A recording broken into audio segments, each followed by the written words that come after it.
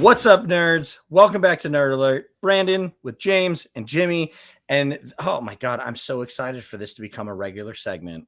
But we have some DC news.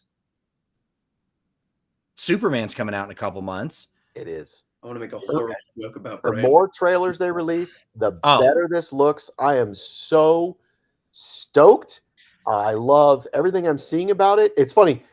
I don't understand the press nowadays. Like I just saw a headline. James Gunn Superman's coming in short. Like it's the shortest Superman film in modern times at 122 minutes. And I'm like, well, that's because you had fucking Zack Snyder telling a 3-hour movie that was boring as shit. Come on, man. Like that's not a negative, but they're promoting it like it's a negative. It's like, shut up. 122 is still 2 hours, so that's not short. I agree, but that way they write it, it's like it's negative. It's like, shut up. Just shut up. I mean, you're never going to win with everybody because it's either too long or it's too short or whatever. But like you were saying, the more trailers that come out, the more I am so stoked on this movie. I really like that we're getting an established world. We're not having to spend time with origins and excuse me, all of the things we're kind of used to. And honestly, the fact that we have like an established Lois and Clark fills me with so much joy. And even the trailer of her being like, can I interview you as Superman? That was so good. So good. Because you're like, oh, it's kind of tongue-in-cheek. And of course, I go back to the Christopher Reeve one where he drops in and she interviews him. This one, it's like, oh, shit. She's like asking hard questions and he's getting pissed. I think she's going to be such a good Lois Lane. I'm so excited for this. Like, I guess early reviews are in or early screenings are in and people are saying it's great. I mean, which is cool because I also read that James Gunn hasn't locked in the final version yet. So it's like, I love that. Yeah, that's awesome. And I really like that they are choosing to go from a place where Superman is already established in this world, because I hate to say it, everybody knows Superman. Everybody has a rough idea of who Superman is. So I feel like retreading another origin isn't necessary. And it really gives me vibes of Spider-Man Homecoming. They didn't do Peter's I got bit by the spider and we're going to go through that whole thing because that trilogy was that. But it's like we don't get the pure origin. We get him kind of already established as Spider-Man doing stuff. And it's more him coming to grips with it. I feel like we can get something similar with this, but it's more Superman is happy-go-lucky, but the world is, becoming worse and worse, and it's now an established Superman having to deal with a world at war with itself. There are several images in the trailers that I love, but the one that's been, I think, in almost every trailer, and I don't know why it hits me so hard. He's walking into the courtroom or whatever, the police station, and somebody throws an aluminum can at him. And clearly that's not going to hurt him or anything, but just his face when it happens, he doesn't really acknowledge it, but he's clearly not liked or respected. And that can hitting him is just like, wow, that is so hurtful for this dude who's just trying to protect your ass. And you throw an aluminum can at him. It's like reminds me of the old days when they throw the gun at him when they run out of bullets. Yeah. It's so hurtful, yet it doesn't actually hurt him, but it says a lot. I don't know why that sticks with me every time I see it. In the apparently they switched it in the trailers where there was a take where somebody threw the can and he flinched, and then now they re-edit it, yeah. Which pisses me off because it's so much more valuable that he flinches. That it's like, oh my God, the superhuman character is actually affected by things. See, I disagree with you with that because I thought the no flinch shows more pain than the actual it's almost like he felt it and he didn't react, but that look on his face is almost like people are throwing things at me now. Like, what the hell, man? Like, well, I guess that's up to aesthetic debate. But I also like that we're seeing more and more in the trailers of Ma and Pa Kent. And like he needs to go home to like recharge his batteries to find some normalcy again because the real world sucks. And boy, oh boy, the older I get, that is so accurate. I don't want an adult today. I want to go back to Smallville, to Ma and Pa Kent, and just be on the farm and fuck you, world. Can everybody just stop trying to kill each other for 3 minutes? Can we just time out? The consistency of Ma and Pa Kent being just this rod of right and wrong to him, and having them always be such genuinely good people, I love. And the part in this trailer where it looks like something's about to happen and she's like, I'll go get your boots. Like, I'm just, oh man, like I don't understand anyone giving this trailer hate, man. I have a lot writing on Fantastic Four and Superman. And once again, I don't think this Marvel versus DC is a good attitude to have. I think you should just check out superhero movies. And if they're good, they're good. And if they're not, they're not. Because I really think James Gunn has something going here. And once again, kind of like Fantastic Four, I'm still not really sure what's going on. And there's a lot we don't know with other characters. We've got Ultraman, and I'm not sure who that is or what that's supposed to be. My guess is, since he's with the Engineer, which is an Authority figure, I think that's going to be Apollo, because they did announce the Authority movie. So I'm expecting that mask to come off and be some reveal. Some people are saying it is going to be Ultraman, which is another Kal-El from a different world. Some are saying it could be Bizarro. Someone even, I mean, if you look at it, compare the suit to Doomsday, the original. I mean, he's much smaller, but you never know what they're going to do with that. But I am so excited for this movie, man. And crypto, not even crypto being crypto, but the fact that they go into the Fortress of Solitude and crypto attacks. I'm like, you're such a good boy, Crypto. I know. I love that. This is the Superman we need. I knew from the moment I heard the John Williams Superman theme in the trailers, it's like James Gunn knows what he's doing. I am already on board, and seeing more and more of it, seeing that it's the juxtaposition of the bright colored superhero Superman is supposed to be against a world that's falling apart and destroying itself. It's like, that is the Superman story that I love the most, is when you have the dude who stands for truth, justice, and all the good things in this world, having to confront that with a smile on his face, or in this case, a kind of face. I can't mimic it perfectly. It's like, on the flip side, I'm really enjoying Lex Luthor. Like, oh man, rest in peace. He was phenomenal, but he was never he didn't reach what they do in the comic books, where, you have Mayor Luthor or whatever, like powerful Luthor. I believe this is what we're getting with Nicholas Hoult, where it's like, dude is menacing, and his goal is just to fuck with Superman in a way that he's using all his resources to be what Superman is. He wants to be that. And I'm like, oh, I love how they're portraying this Lex Luthor. And I say this endearingly. I love that every shot in the trailer looks like he's trying to hold in a fart. Okay. Come on. Does he looks like he's trying to hold something. I was going to go in a much different direction with the way that, comics have aged, and you've seen characters grow and kind of adapt to the world, and taken their motivations and kind of change them from just like, haha, I'm the bad man and I'm going to do something bad and the good guy's going to stop me. Like, almost in the same way Doom is. I love that we're getting a Lex Luthor who is like, I'm not the bad guy.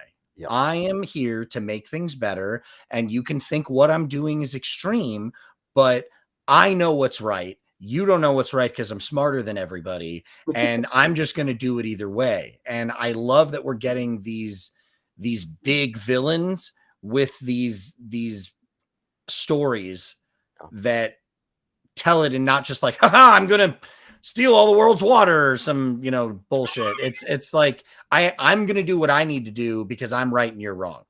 And I don't really give a shit if you think I'm a bad guy or a good guy or whatever. Yeah. And I know how to protect you. You don't. Yes, that's more of it. It's a very much, I'm not evil. I'm just an asshole.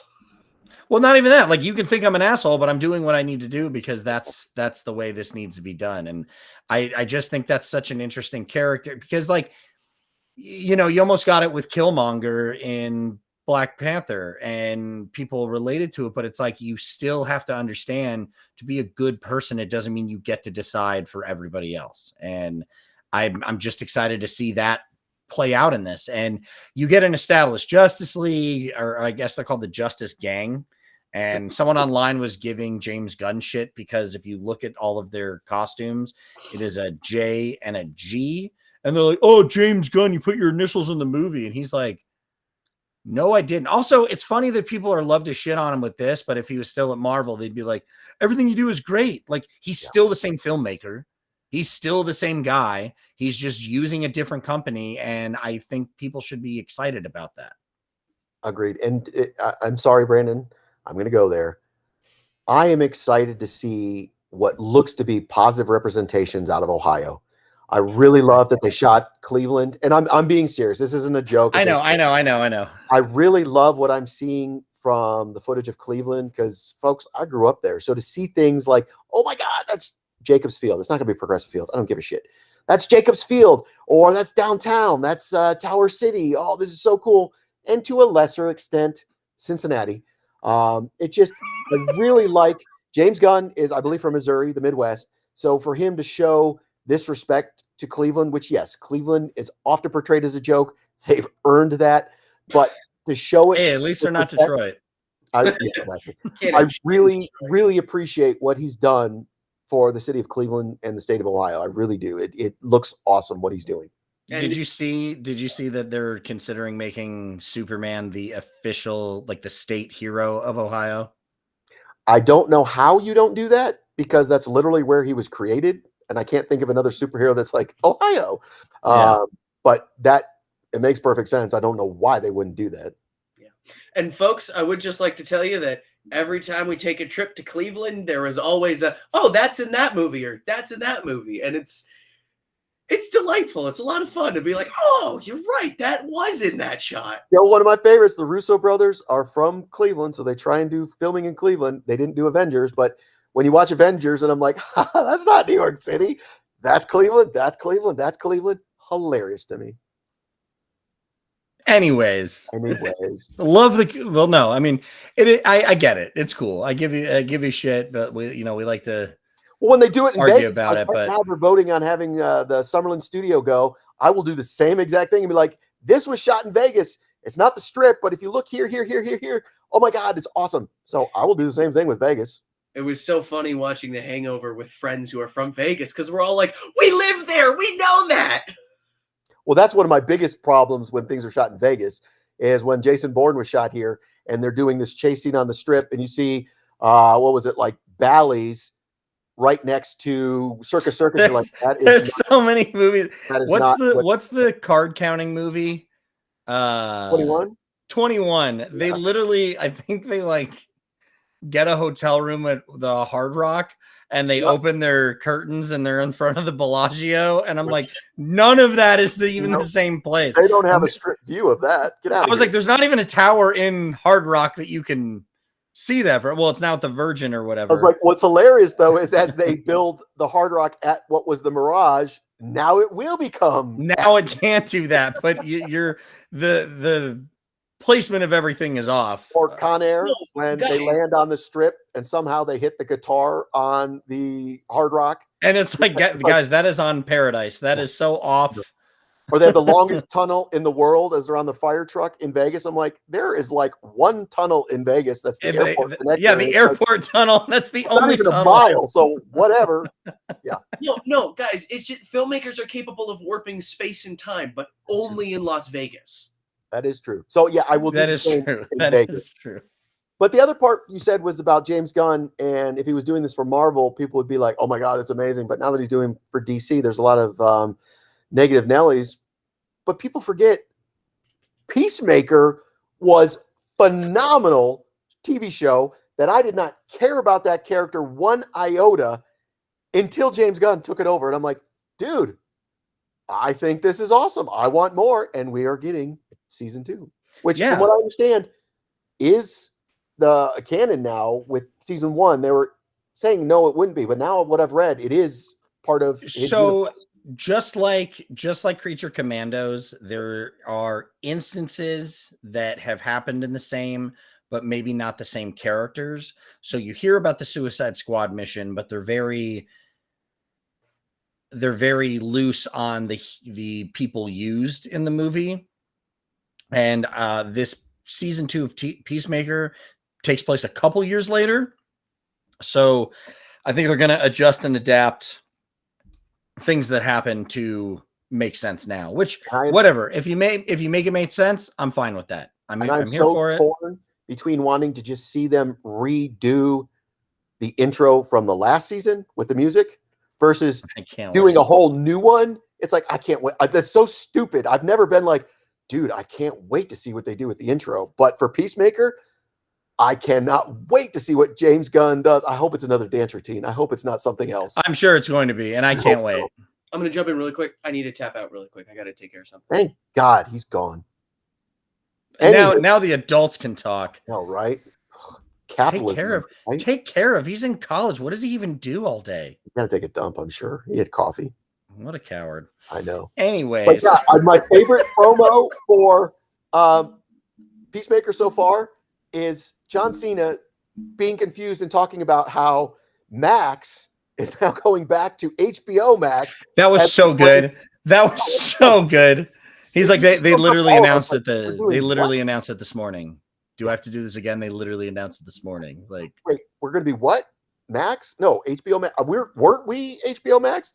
Yes. During season 1, we were HBO Max, but they changed to Max. Now we're going back to HBO Max. Like, that's something we can talk about on a different weekend, because I'm starting to get really upset with Discovery. They're now cutting almost all animation from their streaming service. All the Scooby-Doo, the rest of the Courage the Cowardly Dog, some other Cartoon Network stuff will all be cut soon, but we'll talk about that at another time. Well, the only thing I can think of is they're just licensing it out to other streaming services because Warner Brothers, HBO Max, whatever the fuck you want to call them, don't know how to business and market their own stuff. I don't understand. Yeah. It really is confusing. Yet we get this new announcement of another Harry Potter. It's like, cool, whatever. I don't know. That's another video for another time too. Like, exactly. You're sitting on this gold mine of a franchise you can turn into your equivalent of Star Wars, and they're like, what if we just tell you the stories over again? Like, how can we take IPs and just fuck them up? I believe that's what Warner Brothers boardroom is doing. They're like, what can we do to fuck up this shit that people love?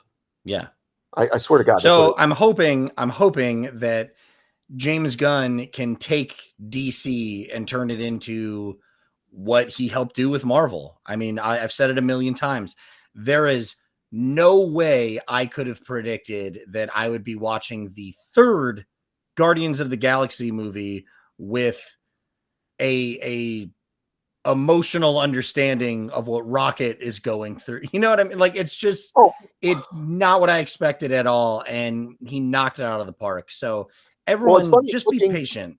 And if you go on Disney Plus, and I do this frequently when I'm going to bed, like, what movie am I going to fall asleep to? Just what I do. I've watched them all. So it's not like I'm falling asleep to a brand new movie or anything, but going through their timeline, I'm like, you know what? Marvel was really taking itself too seriously. Yes, there was humor in like Iron Man and stuff like that, but they're really taking themselves too seriously, especially with Avengers 1 and 2.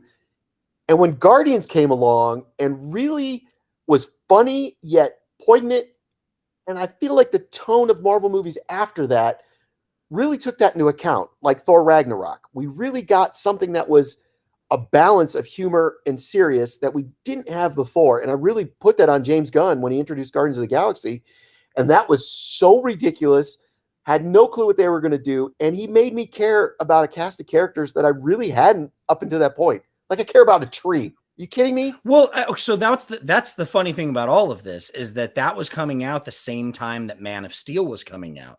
And Man of Steel was really panned because it was like, you have this dark, brooding Superman, which was like, who the fuck wants dark and brooding Superman up against, here's a talking raccoon and a talking tree, and I'm going to be more emotionally invested in them than I am the Man of Steel, the beacon of the superhero of all superheroes. And now you have that same guy making a superhero movie. And I think that's my favorite part about this, is that everything you see in the trailer, he's so relatable as a person. I mean, even whoever he's talking to, when he's like, eyes right here, and he's doing what he can to protect the people, but we're not seeing him brooding. We're seeing him get in a fight with Lois. We're seeing him talk to people. We're seeing him going through different things, but being open and expressing it, just like the characters did in Guardians of the Galaxy. Yeah, and he still needs his mom and dad. That's probably my favorite. I love that. It's so good. Yeah, and his mom and dad